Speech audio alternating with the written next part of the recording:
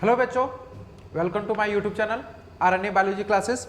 आज जो हम लोग का मॉडल सेट है वह है आपका 21 टू 22 का मॉडल सेट है। ठीक है, हम लोग इसको डील करते हैं। इसमें ये जो मॉडल सेट है इसमें हम उस क्वेश्चन को हटा देंगे जो क्वेश्चन हमारे इस सिलेबस से क्या कर दिया गया, हटा दिया गया।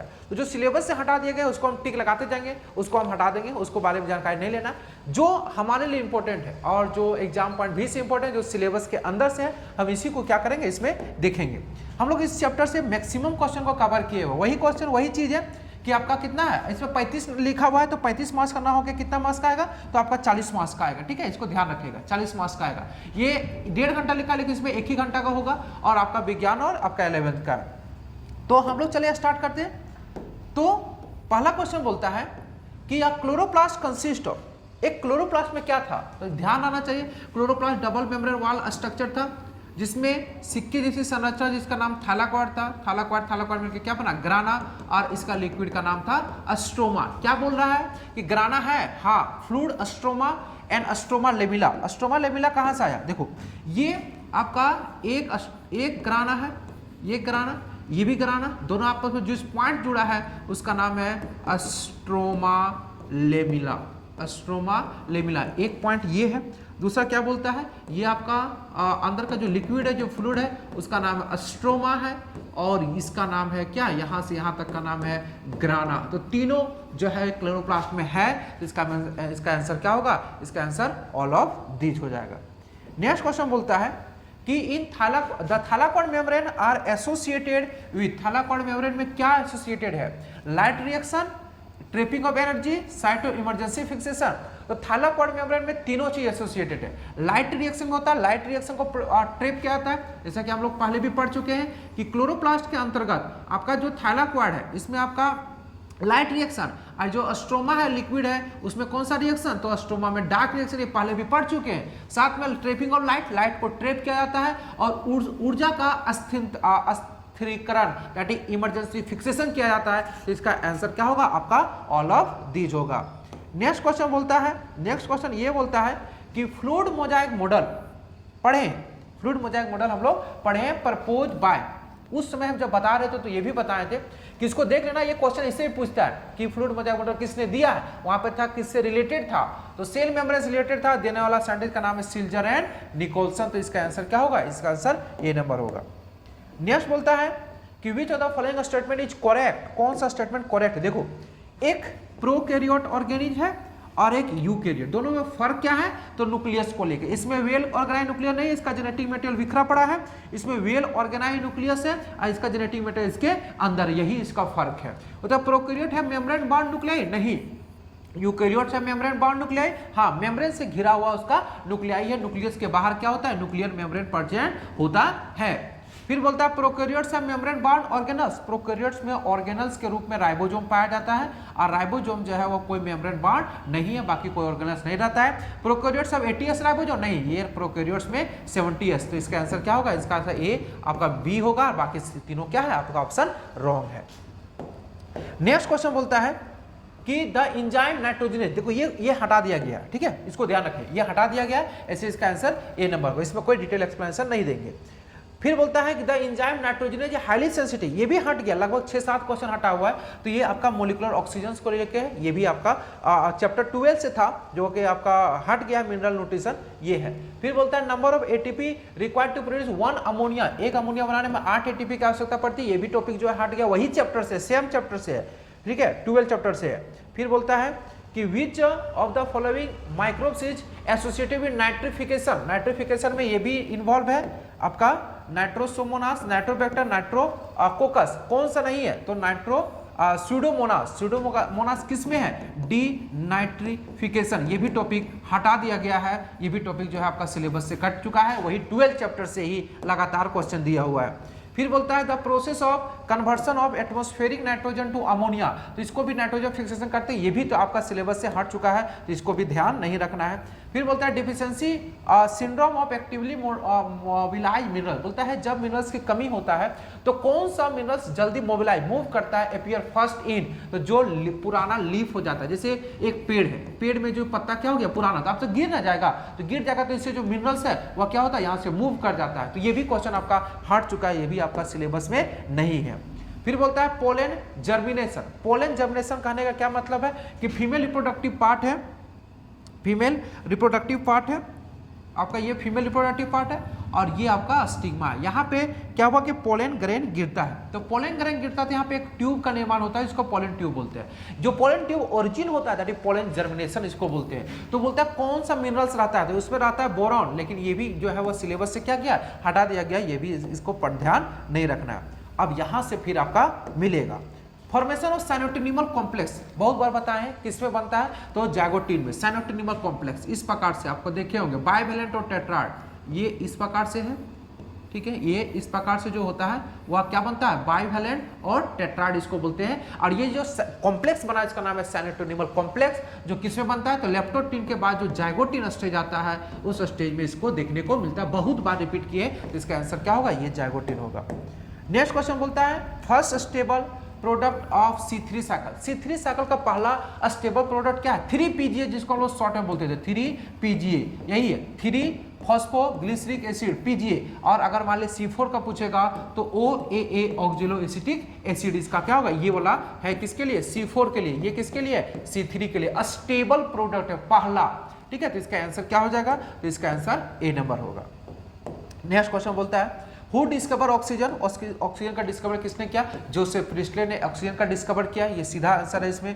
फिर बोलता है कि विच of the following is called amphibian of the plant kingdom, बहुत बार रिपीट किए, amphibian of the plant kingdom किसको बोलते हैं, ब्रायोफाइट, ब्रायोफाइट को amphibian of the plant kingdom बोलते हैं। क्यों ब्रायोफाइट को ही क्यों बोलते हैं, क्योंकि यह एक ऐसा फाइलम है जिसके अंतर्गत रहने वाला प्लांट रहता है जमीन में, कहाँ रहता है, जमीन में, टेरेस्ट्रियल, लेकिन डिपेंड किस पर है, तो डिपेंड है वाटर पर, डिपेंड है वाटर, तो वाटर से क्या काम लेता है, तो वाटर से वह गैमेट को क्या करता है, ट्रांसफर कराता है, किसको ट्रांसफर करता है, गैमेट ट्रांसफर कराता है, मेल गैमेट को फीमेल बॉडी तक ले जाने का काम करता है, इसलिए इसको क्या बोला गया, एम्फीबियन। तो इसमें आंसर क्या होगा, तो इसका आंसर होगा ब्रायोफाइट। नेक्स्ट क्वेश्चन बोलता है क्रेन एनाटॉमी, हम लोग इसको भी पढ़े, क्रेन एनाटॉमी आपका C4 प्लांट का है, आपका किसका, कौन सा प्लांट का है, C4 प्लांट का। साथ में हम लोग ये पढ़े थे कि आपका C4 प्लांट को हम लोग कैम प्लांट बोलते हैं, फिर इसको पढ़े थे हैच एंड स्लेक पाथवे पढ़े थे, ठीक है। इसका एनाटॉमी, क्रेन एनाटॉमी, दो तरह का सेल है, एक आपका मेजोफिल, दूसरा है आपका बंडल सेल, इसको बहुत डिटेल से हम लोग देखिए, बहुत बार रिपीट किए हैं।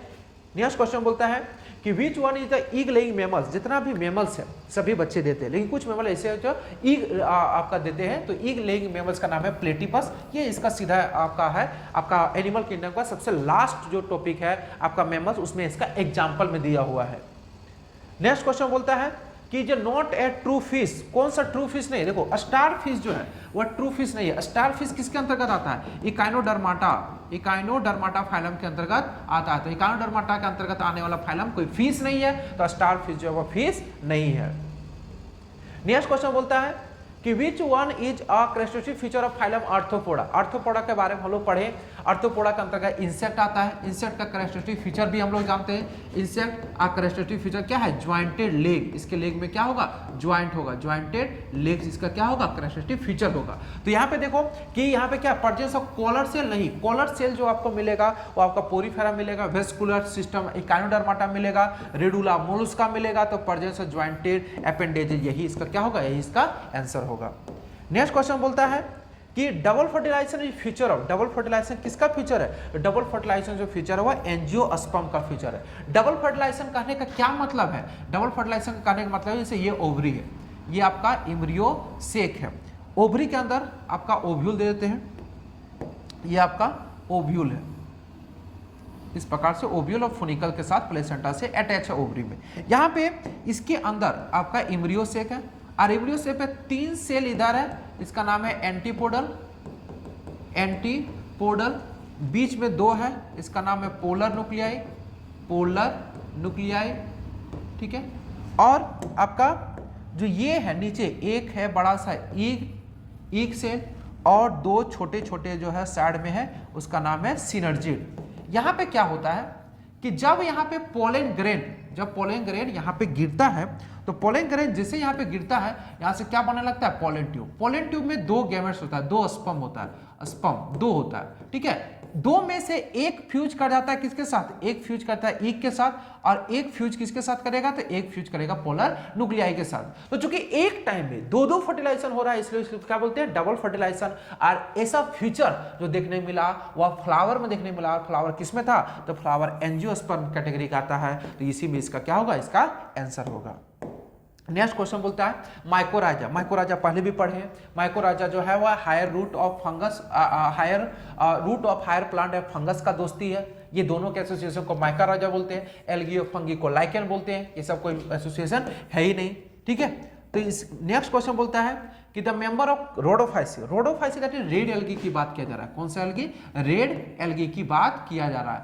हम लोग रेड एल्गी को क्या, आपका रोडोफाइसिस को क्या बोलते हैं, तो रेड एल्गी बोलते हैं। अगर मान ले ग्रीन एल्गी बोलता तो क्या बोलते हैं, क्लोरोफाइसी। क्या बोलते हैं, क्लोरोफाइसी। और अगर मान ले ब्राउन एल्गी बोलता तो फाइयोफाइसी, फाइयोफाइसी बोलते हैं। फिर यहाँ पे कुछ क्वेश्चन अगर ध्यान रखना है तो रेड एल्गी में हम लोग क्या ध्यान रखना है, तो रेड एल्गी में ये ध्यान रखना है कि रेड एल्गी का पिगमेंट क्या है, तो क्लोरोफिल ए है, डी है, आर फाइको इरिथ्रिन है, आर फाइको इरिथ्रिन इसका एक याद रखना है। फिर याद रखना है कि इसका स्टोर बॉडी क्या है, तो फ्लोरिडीन स्टार्च, फ्लोरिडीन स्टार्च का क्या है, इसका स्टोर बॉडी है, ये ध्यान रखना है। अगर और ध्यान रखना है तो इसका ध्यान रखना है कि इसका सेल वॉल सेलुलोज से बना है, इसका पैक्टिन से बना है और पॉलीसल्फर एस्टर से बना है। बस इतना याद रखना है, पॉलीसल्फर एस्टर से बना हुआ, इतना कम से कम ध्यान रखना है।